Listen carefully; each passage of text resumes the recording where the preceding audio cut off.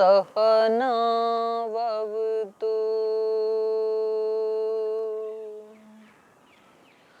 सहनौ भुनक्तु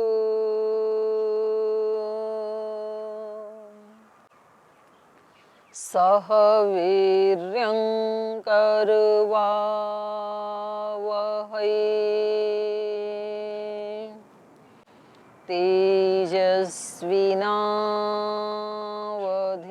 तेजस्विनावधीतमस्तु मा विद्विषावहै। ॐ शान्ति शान्ति शान्तिः।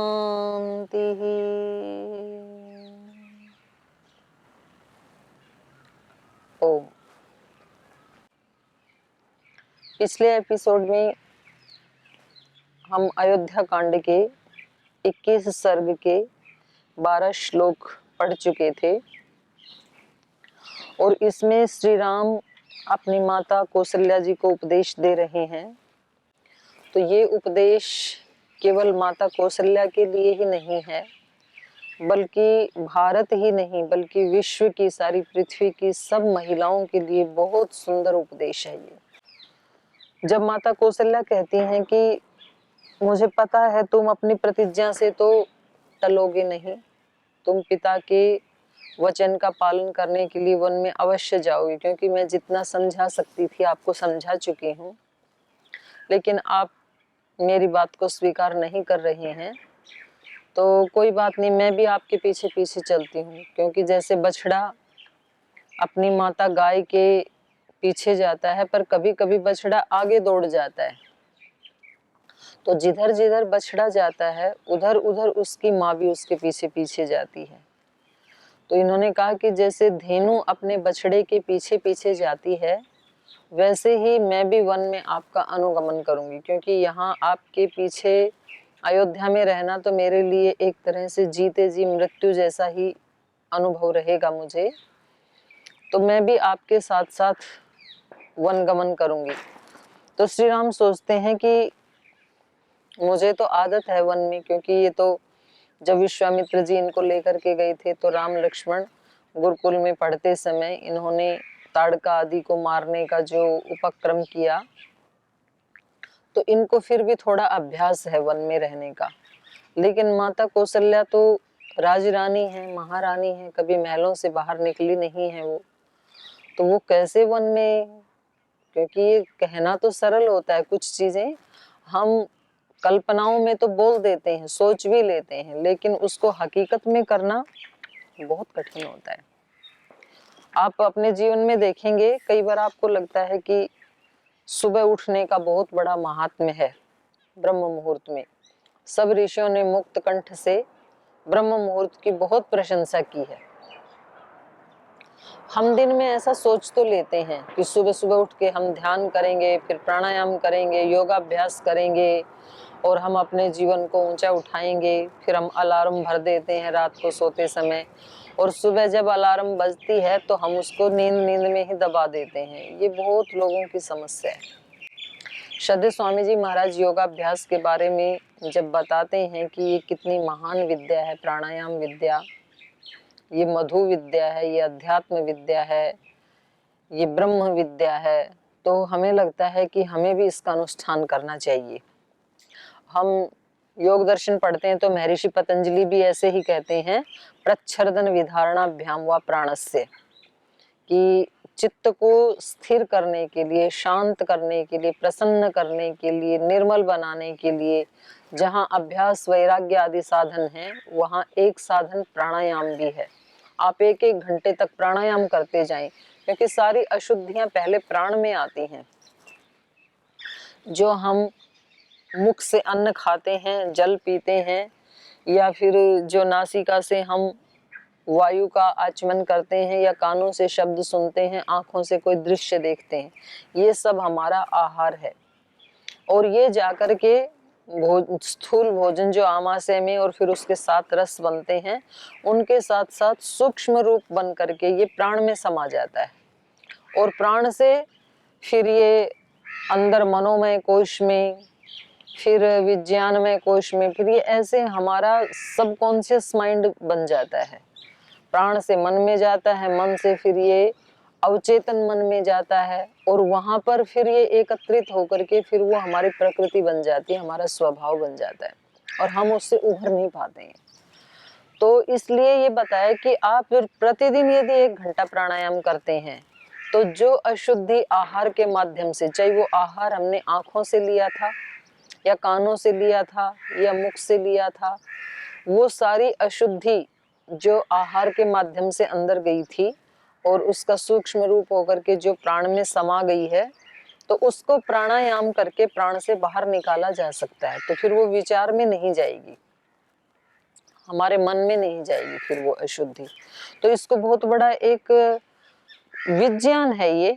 और आज के युग में भी जो अपने पतंजलि योग पीठ में यहाँ जो लैब है उसमें भी कितने कम से कम 18-20 तो अपने रिसर्च पेपर पब्लिश हो चुके हैं अलग अलग रोगियों के ऊपर प्राणायाम की महत्ता। और बिना रिसर्च के तो करोड़ों लोग आपको मिलेंगे, भारत में नहीं पूरी दुनिया में मिलेंगे, जो ये बताएंगे कि हमने प्राणायाम किया, योगाभ्यास किया और हमारे इतने इतने रोग ठीक हो गए। और यही कारण है कि आज योग का इतना प्रचार प्रसार हुआ कि वो भारत में नहीं बल्कि विश्वव्यापी एक क्रांति बन गया, योग क्रांति। इतना प्रचार प्रसार होने के बावजूद भी जो लोग प्राणायाम को बहुत अच्छा मानते हैं वो लोग भी बीच बीच में प्राणायाम को छोड़ देते हैं। जब वो स्वस्थ हो जाते हैं, कोई रोग नहीं होता है उनको, तो बीच बीच में उनको लगता है कि अब हमें आवश्यकता नहीं है। और श्रद्धेय स्वामी जी महाराज पिछले 45 वर्षों से एक सिंगल दिन भी कभी उसमें उन्होंने मिस नहीं किया, प्राणायाम को नागा नहीं किया। तो ये जो नैरंतर्य है, इस नैरंतर्य ने उस एक व्यक्ति को ऋषि बना दिया और हमारे जैसे लोगों को एक सामान्य व्यक्ति बना दिया। तो मैं ये कहना चाह रही हूँ कि संकल्प करना एक बिल्कुल अलग बात होती है और उसको रियलिटी में जीना बिल्कुल अलग बात होती है। जीना बहुत कठिन होता है, सोचना तो सभी अच्छा ही सोचते हैं, कौन बुरा सोचता है। तो यहाँ पर श्री राम को लग रहा है कि माता जी भावनाओं में आकर के कह तो रही हैं कि मैं वन में आपके साथ चलूंगी, लेकिन जब वन के भीषण कष्ट इनके सामने आएंगे तो ये सह नहीं पाएंगी। तो इसलिए वो माता जी को ही उल्टा उपदेश देना शुरू करते हैं। तो श्री राम बताते हैं कि माता जी, हमारे पिता महाराजा दशरथ कैकेय्या वंचितः, कैकेयी ने उनके साथ धोखा किया है। मयि च अरण्यम आश्रिते, और मैं भी वन में जा रहा हूँ। और भवत्या च परित्यक्तो न नूनम वर्तयिष्यति, और आपने भी यदि उनका परित्याग कर दिया तो फिर वो जी नहीं पाएंगे। तो इसलिए आपको उनका त्याग नहीं करना चाहिए। और उसके आगे भी जो हमने पिछली कक्षा में पढ़ा था, अब मैं उसको रिपीट नहीं करना चाहती हूँ। बहुत ही सुंदर ये उपदेश चल रहा है। तो श्री राम कह रहे हैं कि जब तक मेरे पिता जगतपति जिंदा हैं तो माता जी आपको बहुत तत्परता से उनके अपने पति की सेवा करनी चाहिए। एष धर्म सनातन है, यही सनातन धर्म है। मया चैव भवत्या च कर्तव्यम पितुः वचनम, आपको, मुझको और पूरे परिवार को अपने पिता की ही आज्ञा का पालन करना चाहिए। तो देखो ये कितनी बड़ी बात है कि कभी हमारे बड़े भी यदि राह से इधर उधर होने लगे तो हम उनको वापस कैसे ला सकते हैं? हम अपने कर्तव्य का पालन करते रहें तो उनको खुद ही अपनी भूल का एहसास हो जाता है। फिर उनको लगता है कि देखो, मेरा ऐसे करने के बावजूद भी ये जो मेरे बच्चे हैं ये मेरा बहिष्कार भी कर सकते थे, लेकिन उसके बावजूद भी ये अपने धर्म से नहीं डिग रहे हैं, तो मुझे भी ये छोड़ देना चाहिए। तो ऐसे हमने कितने महापुरुषों का जीवन भी बदलते हुए देखा, सामान्य लोगों का जीवन भी बदलते हुए देखा। महापुरुषों की बात करूं तो स्वामी श्रद्धानंद जी, उनका जीवन बिल्कुल ही एक अलग ही प्रकार का जीवन था, लेकिन उनकी पत्नी ने उनके जीवन को बदल दिया। ऐसे हम देखते हैं कि महात्मा गांधी का जीवन भी पहले कुछ अलग ही दिशा में था, लेकिन उनकी पत्नी कस्तूरबा ने उनके जीवन को परिवर्तित करने में अहम भूमिका निभाई। ऐसे बहुत सारे महापुरुष हुए, कालिदास आदि।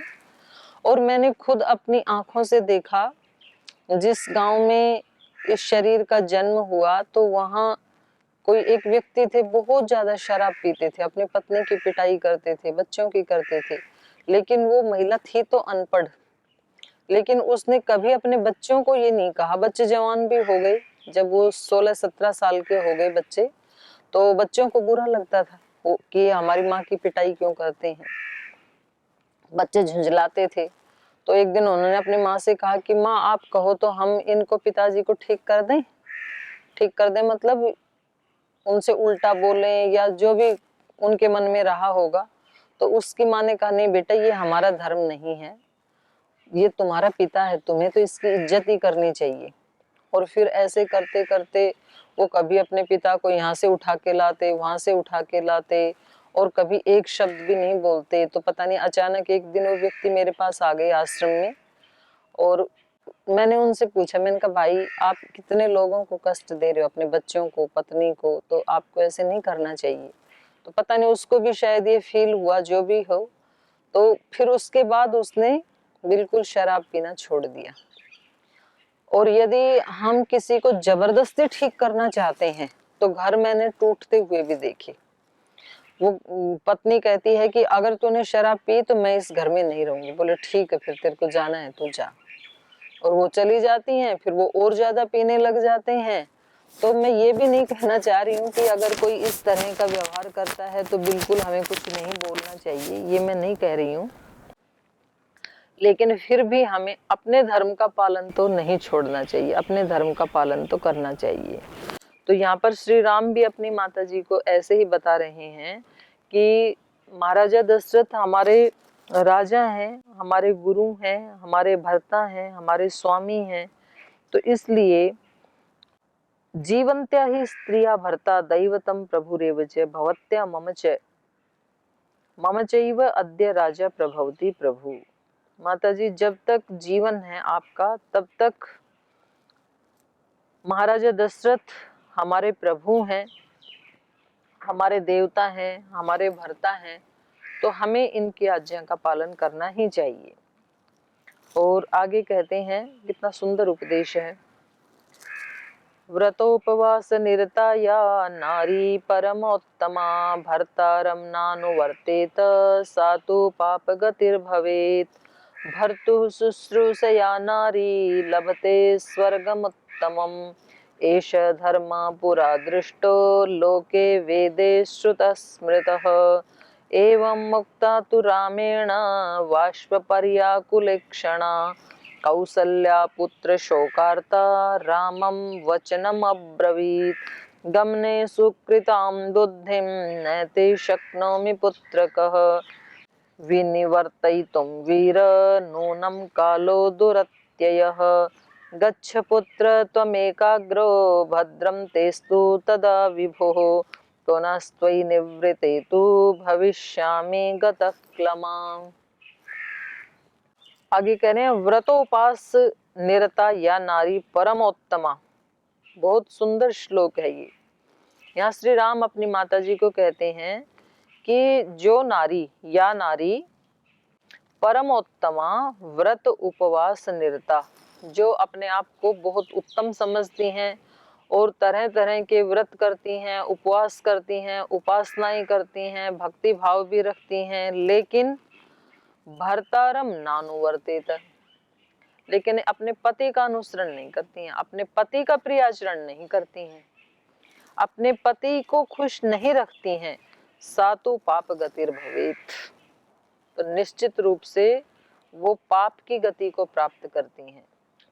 हम बहुत देख रहे हैं आज कुछ महिलाएं, वो सत्संग में भी जाएंगी, कथा में भी जाएंगी, वो उपवास भी करती हैं, दान भी करती हैं। ये सब काम बहुत अच्छे हैं, ये करना भी चाहिए, जरूर करना चाहिए, कम से कम महिलाओं को तो जरूर ही करना चाहिए। लेकिन बस एक दोष होता है, फिर जब वो कथा से आती हैं या मंदिर से आती हैं या कोई धर्म पुण्य करके आती हैं, तो वो अपने पति को बिल्कुल ऐसे समझती हैं कि ये तो बिल्कुल नास्तिक है। और वो ऐसे बोलती भी है, बोली आपका जीवन तो ना बिल्कुल ऐसे लगता है उनको कि ये तो सीधा नरक में जाएगा और मैं सीधी स्वर्ग में जाऊंगी। तो ये आचरण ठीक नहीं है, दूसरे का अपमान करना। क्योंकि हो सकता है वो जो अपना कार्य कर रहा है, अपनी ड्यूटी कर रहा है, तो उसको भी हो सकता है वो श्रद्धा भाव से यदि कर रहा है तो वही उसकी पूजा है। एक किसान है, अब उसको तो खेत में जाना पड़ेगा, उसके पास इतना टाइम नहीं है कि वो 3-4 घंटा प्रतिदिन कहीं सत्संग में जाकर के बैठे। लेकिन यदि वो अपनी खेती को श्रद्धा भाव से कर रहा है, शांत मन से, प्रसन्न चित्त से, कर्तव्य भाव से कर रहा है, तो वो खेती ही उसकी भक्ति है, वही उसकी उपासना है, वही उसका तो सर्वस्व है, वही धर्म है। तो ऐसे हमें किसी का अपमान नहीं करना चाहिए। मैंने देखा कि कुछ महिलाएं जाकर के मंदिर में झाड़ू भी लगाएंगी, पोछा लगाएंगी, सेवा करेंगी वहां पर। मैंने खुद अपनी आंखों से देखा, एक आश्रम में ना शाम को रोजाना महिलाएं आती, उस पूरे आश्रम में वो झाड़ू लगाती और अंदर जो है पोछा भी लगाती, और कहीं वहां बर्तन कोई अतिथि आए हो आश्रम में, चाय आदि पी, बर्तन भी साफ करती, अच्छे घर की महिलाएं। तो मैं 2000 में हरियाणा में एक छोटे से आश्रम में रहती थी, वो मेरे माता पिता ने ही अपने खेत में बना के दिया था। तो ये घटना उसी आश्रम की है। तो एक दिन गांव से एक महिला आई, वो बहुत अच्छे धनाढ्य घर की महिला थी, और आश्रम बिल्कुल साफ ही पड़ा था, उसमें कोई कूड़ा करकट कुछ भी था नहीं, पेड़ थे तो 1-2 पत्ते पड़े होंगे। तो उसने आते ही झाड़ू उठाई। तो मैंने कहा माता जी आ जाओ, बैठ जाओ, ये तो आश्रम तो गंदा है नहीं, साफ ही है आश्रम तो उन्होंने कहा नहीं बहन जी, गंदा हो चाहे ना हो, हमें तो सेवा करनी है, ये हमारा तो कर्तव्य है। तो मैंने कहा ठीक है चलो। तो उसने गंदा न होते हुए भी झाड़ू लगाई, कुछ बर्तन पड़े थे, कुछ लोग अतिथि आए थे, वो बर्तन भी साफ कर दिए, और बहुत संतुष्ट होकर के फिर वो अपने घर गई। तो किसी दूसरे ने मेरे को बताया कि घर जाते ही जैसे ही वो आश्रम में आई, तो पीछे से उसका जो नौकर था, उसने सोचा कि ठीक है माता जी तो अब गई, तो मैं थोड़ा विश्राम कर लेता हूँ, वो बेचारा थका हुआ था। तो अब वो जैसे ही उसने विश्राम के लिए बेड के ऊपर कमर सीधी की, उसको नींद आ गई। तो वो जब तक माता जी गई वो आराम से सो रहा है, क्योंकि कोई कहने वाला तो है नहीं। तो माता जी ने जाके दरवाजा खटखटाया, तो वो थोड़ा आंख मसलते हुए बेचारा उठ के आया। तो घर में भी कुछ बर्तन पड़े हुए थे, और घर में भी पोछा लगाना था उस नौकर को, वो उसने लगाया नहीं। तो वो बहुत ज्यादा नाराज हुई जाते ही घर पे, बोली यहाँ पर ऐसे आप पड़े रहते हो तो क्या फ्री में ही तुम कुछ कार्य करते नहीं हो। उसको काफी डांटा। तो फिर मेरे को उसने बताया जी यहाँ तो आप उनको मना कर रहे थे झाड़ू नहीं लगाना, तो भी उन्होंने झाड़ू लगाई, लेकिन अपने घर में जाके अपने नौकर को उन्होंने बहुत ज्यादा डांटा। तो आश्रम में यदि भगवान दिखाई देता है, सेवा करना हमें अच्छा लगता है, तो वो भगवान अपने घर में भी दिखाई देना चाहिए हमें। तो हम क्या करते हैं कि हम अपने अहंकार को बढ़ा लेते हैं कि हम तो सेवा करने गए थे, हम तो बहुत बड़ा पुण्य करके आए हैं, तो वो पुण्य तो बहुत अच्छा है, वो तो करना चाहिए, जाना चाहिए। रोगियों की भी सेवा करनी चाहिए, संतों की भी सेवा करनी चाहिए, पशु पक्षियों की भी सेवा करनी चाहिए, आश्रम की भी सेवा करनी चाहिए, मंदिर की भी सेवा करनी चाहिए, सत्संग में भी जाना चाहिए। लेकिन वहां से जो लाए हैं उसको अपने घर में भी अप्लाई करना चाहिए। तो यहाँ पर श्री राम बता रहे हैं कि या नारी, जो नारी व्रत उपवास निरता, जो व्रत उपवास आदि करती हैं, उसमें लगी रहती हैं, बहुत भक्ति भाव करती हैं, लेकिन परमोत्तमा, बहुत उत्तम भी होती हैं, लेकिन भर्तारम नानुवर्तेत, पति का अनुसरण नहीं करती, उसका बिल्कुल कहना नहीं मानती हैं, तो सातु पाप गतिर भवेत, उसका परिणाम पाप है, और पाप का फल होता है दुख, फिर दुख मिलेगा, वो सब करके भी उसको सुख नहीं मिल सकता है। क्योंकि यहाँ माता कौशल्या क्या सोच रही हैं कि मैं भी अपने पुत्र के साथ वन में जाऊंगी, वहां जाकर के तपस्या करूंगी तो मेरा जीवन भी ऊंचा उठेगा। तो श्री राम कह रहे हैं यदि आप मेरे पिता महाराजा दशरथ को छोड़ करके वन गमन करने की बात करती है। मुझे तो उन्होंने आज्ञा दी है, मैं इसलिए जा रहा हूँ तपस्या करने, लेकिन आपको तो आज्ञा नहीं दी है। तो आप यदि तपस्या का स्वांग भर के मेरे पीछे आना चाहेंगी तो आप मोह के कारण मेरे पीछे आना चाहती हैं, तो इससे माता जी आपको पुण्य नहीं लगेगा, बल्कि आपको पाप ही लगेगा। भर्तु शुश्रूषया नारी लभते स्वर्गमुत्तमम् एष धर्मः पुरा दृष्टो लोके वेदे श्रुतः स्मृतः। भर्तु शुश्रूषया, नारी अपने पति की सेवा करके, भर्तु शुश्रूषया लभते स्वर्गम उत्तमम, उत्तम स्वर्ग को प्राप्त करती है। यहाँ पर क्योंकि श्री राम माता जी को उपदेश दे रहे हैं, इसलिए यहाँ पर नारी के बारे में कहा जा रहा है, लेकिन अर्थापत्ति से अर्थ दूसरा भी निकलेगा। इसका यह अभिप्राय नहीं है कि नारी तो पुरुष की शुश्रूषा करे और पुरुष उसकी पिटाई करे, ये अर्थ भी नहीं है। बिल्कुल यही बात पुरुष के लिए भी लागू है, क्योंकि जब दो व्यक्तियों का संबंध होता है तो उस संबंध में उनको भगवान के नाते भगवान का ही स्वरूप एक दूसरे में देखना चाहिए। श्रद्धेय स्वामी जी महाराज हमें यही सिखाते हैं कि हर व्यक्ति उस परमात्मा की ही एक कृति है, इसलिए संबंधों में भी भागवत संबंध समझ करके उसको बहुत श्रद्धा भक्ति प्रसन्नता से निभाना चाहिए। तो पुरुष भी ऐसे ही ध्यान रखे अपनी पत्नी का, तो उसको भी फिर और ज्यादा कोई धर्म पुण्य करने की आवश्यकता नहीं है, क्योंकि दूसरे लोग भी फिर उससे प्रेरणा लेते हैं। तो यहाँ पर क्योंकि श्री राम माता कौशल्या को कह रहे हैं, इसलिए कहा या नारी शुश्रूषया भर्तुः लभते स्वर्गम उत्तमम। जो शुश्रूषा करती है, सेवा करती है, सेवा का मतलब ही ये होता है कि बदले में कुछ भी नहीं चाहना। एक काम हम ऑफिस में करते हैं, वो भी सेवा है, लेकिन उसके बदले में हम सैलरी ले लेते हैं, तो फिर वो सेवा नहीं कही जाएगी। और वह इसी तरह से काम यदि कोई फ्री में कर रहा है, बदले में कुछ भी नहीं ले रहा है, तो वही काम फिर सेवा बन जाता है। तो सेवा का मतलब होता है निस्वार्थ भाव से। और एक अगली बात है, वो इससे भी ऊंची है।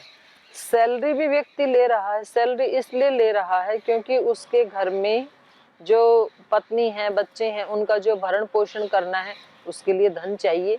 लेकिन धन लेकर के भी जो व्यक्ति अपने काम को मनोयोग से करता है, श्रद्धा पूर्वक करता है, तो सैलरी लेने के बाद भी वो उसका कार्य सेवा बन जाता है। और कोई व्यक्ति सैलरी तो नहीं लेता है, काम भी 7-8 घंटे करता है, लेकिन सैलरी ना लेके 7-8 घंटे सेवा करके भी जो आसपास का लोग हैं उन सब की नाक में दम रखता है कि मैं करता हूँ और मेरे कारण से आप सब लोग खाते हैं, मैं ना रहूं तो ये आश्रम कैसे चले, मैं ना रहूं तो ये संगठन कैसे चले, मैं ना रहूं तो ये घर कैसे चले। ऐसा भाव जब आता है तो वो सेवा भी फिर पाप का कारण बन जाती है, फिर वो सेवा सेवा नहीं रहती है। तो सेवा भाव से जो करते हैं, इसलिए यहाँ पर श्री राम कह रहे हैं शुश्रूषया, सेवा के भाव से। सेवा का भाव कहें या आज के भाषा में हम कहें कर्तव्य भाव। गीता में भी भगवान श्री कृष्ण ने अर्जुन को यही समझाया कि देखो, जो अपने काम को, यज्ञ को, वहां पर उन्होंने ना 3 प्रकार के यज्ञ बताए, सात्विक, राजसिक, तामसिक। उन्होंने कहा यज्ञ जैसा कर्म जो कि बहुत श्रेष्ठ कर्म है, वो भी भावना के कारण राजसिक बन जाता है, तामसिक बन जाता है, सात्विक बन जाता है। तो बोले राजसिक यज्ञ कौन सा है? बोले जिस यज्ञ में हम बहुत सारी एक लिस्ट बना देते हैं भगवान के सामने कि हम ये यज्ञ कर रहे हैं, हमें ये वस्तुएं आप बदले में देना, तो वो राजसिक यज्ञ हो जाता है, राजसिक पूजा बन जाती है वो। और जब हम दूसरे को दुख देने के लिए कि मेरे को रात भर यदि जप करना है तो मैं जप करूंगी या करूंगा, और उसमें जो भी सामग्री डालनी वो सब हम डालेंगे, लेकिन ये यज्ञ का परिणाम ये होना चाहिए कि पड़ोसी का नाश हो जाए। तो दूसरे का बुरा करने के लिए जो हम तपस्याएं करते हैं, स्मशान में जा करके, रात्रि को जग करके, जाप करके, तो फिर उस यज्ञ को वहां पर कह दिया तामसिक यज्ञ। और जो यज्ञ इस भाव से किए जाते हैं कि ये सारी सृष्टि में यज्ञ हो रहा है, ये सूर्य, चंद्र, पृथ्वी, वायु, जल, ये सब यज्ञ कर रहे हैं, सबका भला कर रहे हैं, अपने कर्तव्य का पालन कर रहे हैं, वैसा ही मेरा जीवन भी होना चाहिए। तो मेरा ये फर्ज बनता है कि भगवान ने मुझे जो दिया है उससे मैं यजन करूं। तो वो कर्तव्य भाव से किया हुआ कर्म सात्विक यज्ञ कहा है वहां पे। तो अपना जो कर्तव्य है उसको बहुत श्रद्धा से करना, निस्वार्थ भाव से करना, कर्तव्य भाव से करना। अब भगत सिंह के समय और भी तो इतने युवक थे, देश तो गुलाम ही था, पर किसी के मन में ये नहीं आया कि हम अपने कर्तव्य का पालन करें, क्योंकि हम इस देश के नागरिक हैं और हमारा भी फर्ज बनता है भारत माता को हम आजाद करवाएं। एक ही व्यक्ति के दिमाग में आई ये बात। उसने किसी से वाह वाह लेने के लिए नहीं किया ये कि लोग मेरे जय जयकार करेंगे। उसको लगता था मैं इस देश का एक वासी हूँ, मैं इस भारत माता का सपूत हूँ, और ये यदि परतंत्रता की बेड़ियों में जकड़ी हुई है तो इसके स्वतंत्रता के लिए कुछ प्रयास करना ये मेरा कर्तव्य है। तो उनका पूरा जीवन ही सात्विक यज्ञ बन गया। तो सेवा, हम कहें सेवा या निस्वार्थ भाव से कर्म करना, सेवा करना, यज्ञ करना एक ही बात है। इस भाव से जब व्यक्ति अपने कर्तव्य का पालन करता है और कोई महिला इस भाव से अपने पति की सेवा करती है, अपने घर की सेवा करती है, बच्चों की सेवा करती है, तो लभते स्वर्गम उत्तमम, श्री राम कहते हैं वो उत्तम स्वर्ग को प्राप्त करती है। एष धर्म पुरा दृष्ट, कह रहे ये धर्म ऐसा नहीं है कि मैं आपको वन गमन जाने से रोकने के लिए ये बात कह रहा हूं, ऐसा नहीं है, बल्कि एष धर्म पुरा दृष्ट है, पहले से ही ये धर्म चला आ रहा है, पहले भी हमारे पूर्वजों ने इसी धर्म को देखा। और लोके वेदे श्रुतः स्मृतः, ऐसा हमने लोक में भी देखा, प्रत्यक्ष श्री राम कह रहे हैं, और वेदे श्रुतः, ऐसा हमने वेद में भी सुना, वेद भी यही कहता है, और स्मृतः, और जो स्मृति ग्रंथ हैं उनमें भी ऐसे ही कहा है। तो वेद में कहाँ कहा, तो वेद का यहाँ पर मंत्र उद्धृत कर रहे हैं। आशासाना सोमनसं प्रजां सौभाग्यं रयिं पत्यो अनुव्रता भूत्वा स नह्यस्वामृतायकम्। अथर्ववेद के 14वें अध्याय के 14वें अध्याय के प्रथम सूक्त का 42 नंबर मंत्र है ये। मन की प्रसन्नता, संतान, उत्तम सौभाग्य, धन और सुख चाहने वाली स्त्री, तू पति की सेवा शुश्रूषा के द्वारा पति के धर्म कार्यों में अनुकूल आचरण करने वाली बन, ऐसे वहां पर कहा। किस लिए? अमृताय, मोक्ष सुख के साथ। और ऐसे ही स्मृति में कहा है, मनुस्मृति में, नास्ति स्त्रीणाम पृथग यज्ञो न व्रत नाप्युपोषणम पतिम शुश्रूषेत येन तेन स्वर्गे महीयते। स्त्रीणाम पृथक यज्ञ नास्ति, स्त्रियों को अलग से यजन करने की जरूरत नहीं है। पति जो यज्ञ कर रहा है उसके साथ वो बैठ जाए, इसी से उसको भी मिल जाएगा उसका फल। न व्रत न अपि उपोषणम, ना उसको अलग से कोई उपवास करने की जरूरत है, ना अलग से कोई व्रत करने की जरूरत। जिस व्रत में अपना पति लगा है, उसका पति लगा है, उसी व्रत को वो भी सहयोग करे तो वो उसके हिस्से में भी आ जाएगा, उसका फल उसको भी मिल जाएगा, उसका पुण्य का।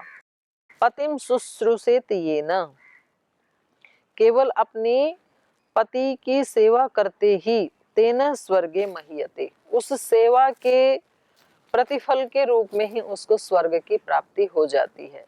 तो अगर घरों में महिलाओं को इस प्रकार के उपदेश आज भी पता हो और वो यदि उसको जिए, तो इस देश में जो तलाक का रेशो इतना बढ़ गया आज, जो कभी हमने शब्द भी नहीं सुना था, तो उस परिवारों को टूटने से बचाया जा सकता है इस धर्म का पालन करते हुए।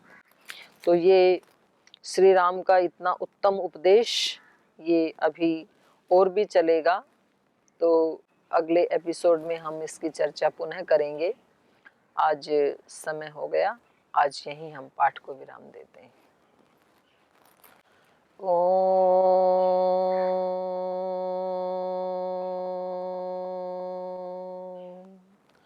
शांति शांति शांति। श्री गुरुभ्यो नमः।